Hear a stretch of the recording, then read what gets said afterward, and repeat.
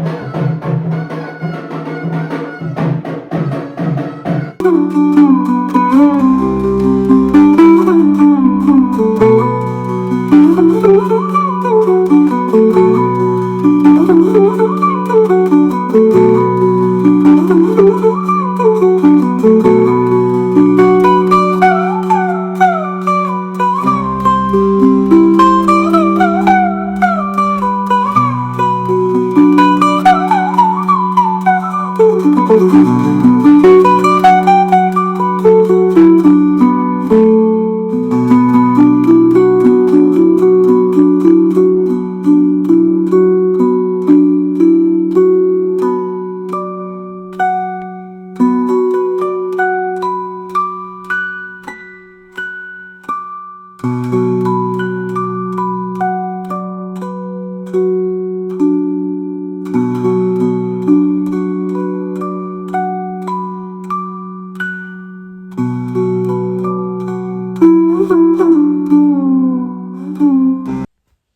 హ్యాపీగా సోమేశ్వర స్వామి దర్శనం అయితే అయిపోయింది.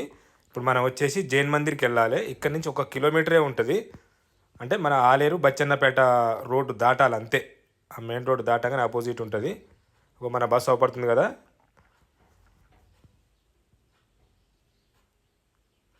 ఇంకో ఆ రోడ్డు ఉంది కదా, అది ఆ రోడ్డు దాటగానే కమాన్ అవపడుతుంది కదా ఆపోజిట్. ఆ కమాన్ కిందంగా వెళ్ళాలి. కమాన్ కిందంగా వెళ్తే ఇది జైన్ మందిర్ పోయే రోడ్డు ఇది. మన అంటే ఆ బచ్చన్నపేట ఆలేరు మెయిన్ రోడ్ నుంచి 300 మీటర్లు ఉంటుంది, ఎక్కువే ఉండదు, దగ్గర. మనకి ఈ గుడి దగ్గర పార్కింగ్ అంటూ సపరేట్ ఏముండదు. మనం వచ్చిన రోడ్లోనే ఈ రోడ్లో సైడ్లో పెట్టుకోవాలి. ఇంకో అవపడుతుంది కదా, ఇక్కడ నుంచి మనం లోనికి వెళ్ళాలి జైన్ మందిర్ ఆలయానికి. మన బస్సు అయితే సైడ్లో పెట్టిన చెట్టు కింద. ఇంకో ఈ లోపలికి ఇక్కడ ఫోన్లు మాత్రం ఇక్కడ ఇచ్చేసి వెళ్ళాలి, ఫోన్లు తీసుకుపోవద్దు. లోపల గుడి మాత్రం బాగుంటుంది, నేను కూడా వెళ్ళొచ్చిన. ఇంకో ఈ మేడం వాళ్ళు అయితే అంతా మన బండిలో వచ్చిన మేడం వాళ్ళే దర్శనం చేసుకురు, అయిపోయింది. ఇంకో బయట మాత్రం గుర్రం బండ్లు ఉంటాయి, చూద్దాము అది ఎంత ఛార్జెసో. ఇంకో ఇక్కడ నుంచి సోమేశ్వర ఆలయానికి గుర్రం బండ్లో పోవాలంటే 250 రూపాయలు, 5 మెంబర్స్ వెళ్ళొచ్చు. ఇక్కడ నుండి మేడం వాళ్ళది మామిడి తోట ఉంది, అక్కడనే పూజ చేసుకొని వెళ్దామైతే ఈ మామిడి తోట కాడికి అయితే వచ్చేసిన. ఇక్కడ కార్తీక మాసం కదా, పూజ చేసుకొని వెళ్ళాలి ఇక్కడి నుంచి. ఇక డైరెక్ట్ ఇక్కడ పూజ అయిపోయాక హైదరాబాద్కే.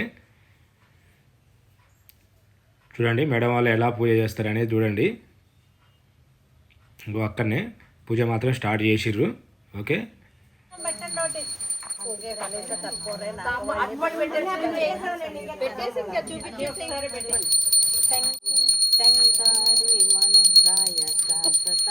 మంగళం గురువాయ మంగళం దత్తాత్రేయ మంగళం రామకృష్ణ మంగళం మంగళం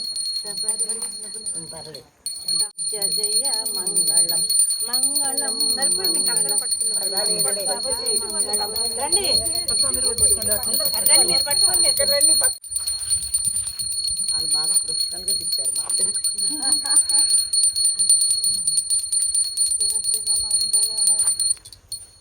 నీళ్ళు కొట్టేసి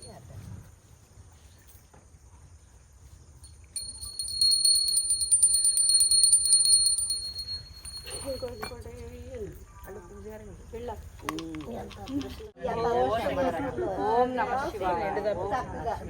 ఇక్కడే బాగుంది. ఏదైనా ఓపెన్ ప్లేస్ లో చేస్తే పూజ చేసుకునే అదృష్టం ఎంత చక్కగా. గుడి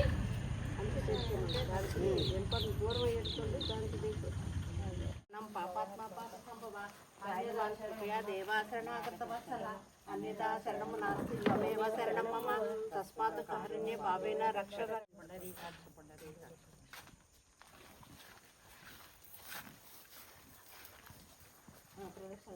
ఇప్పుడు అందరు లైన్గా తిరగండి, ఇటు రండి, రండి. 3 ప్రదక్షిణాలు లైన్. బ్రహ్మమరాలు చదువుకోండి, అయిపోతుంది 3 సార్లు. నిర్మలవాసిత శోభితలింగం జన్మజ దుఃఖ వినాశకలింగం తత్ప్రణమామి సదా శివలింగం దేవముని ప్రవరాసితలింగం కామదహన కరుణాకరలింగం రావణ దర్ప వినాశకలింగం తత్ప్రణమామి సదా శివ. ఓం నమః శివాయ. ఓం నమః శివాయ.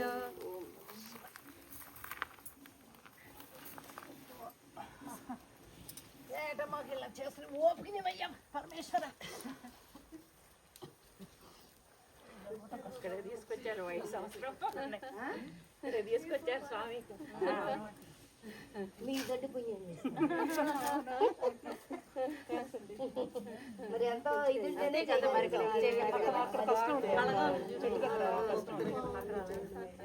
ఆయన ఎంత నిండుతనం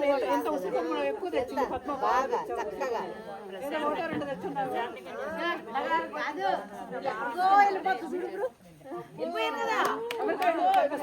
నేను పోయలేదు మీ అన్న పోయించింది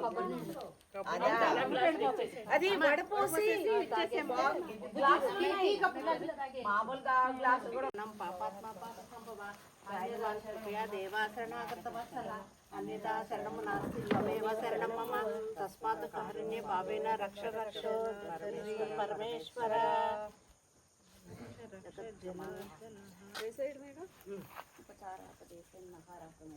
నిమాన్ క్షమస్వ పురుషోత్తమా.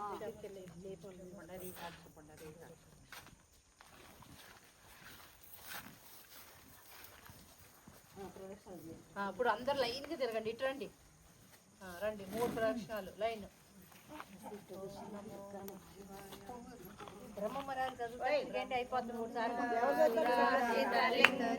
నిర్మల శోభితలింగం జన్మజ దుఃఖ వినాశకలింగం ప్రణమామి సదా శివలింగం దేవముని